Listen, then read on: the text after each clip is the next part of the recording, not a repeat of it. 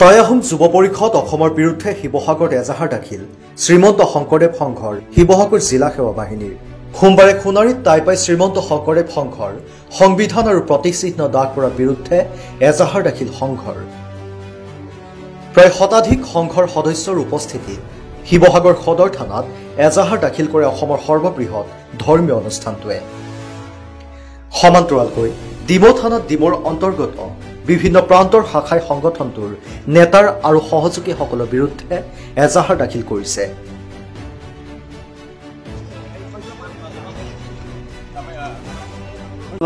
আমাৰ আধাৰ গ্ৰন্থ সংবিধান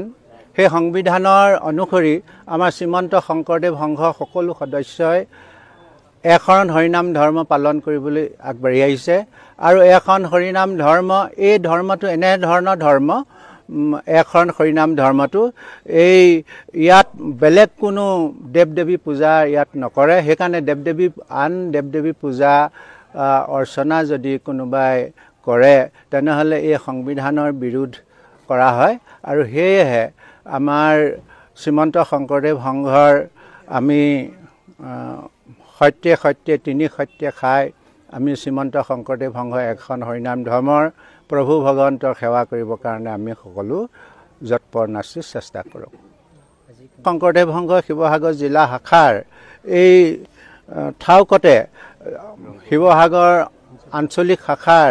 9খন প্ৰাথমিকে ইয়াত আজি এজাহাৰ দাখিল কৰিছে। দিনটোত শ্ৰীমন্ত শংকৰদেৱ সংঘৰ 43খন জিলা আছে।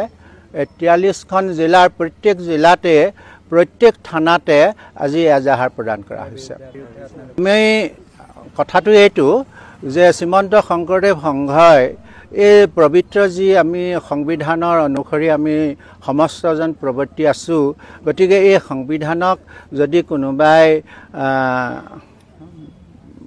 জ্বলাই দিয়ে তেনেহ'লে প্ৰত্যেকজন ভকতৰ অন্তৰত দুখ পায় আৰু সেই দুখৰ প্ৰতিক্ৰিয়া স্বৰূপে আমি আজি প্ৰত্যেক থানাতে এই প্ৰত্যেকেই প্ৰাথমিক আৰু আঞ্চলিক জিলা মূল শাখাই আমি এজাহাৰ প্ৰদান কৰিছোঁ। শিৱসাগৰৰ পৰা ফৰিদ আলীৰ প্ৰতিবেদন নিউজ ডেইলী আছাম ডিজিটেল।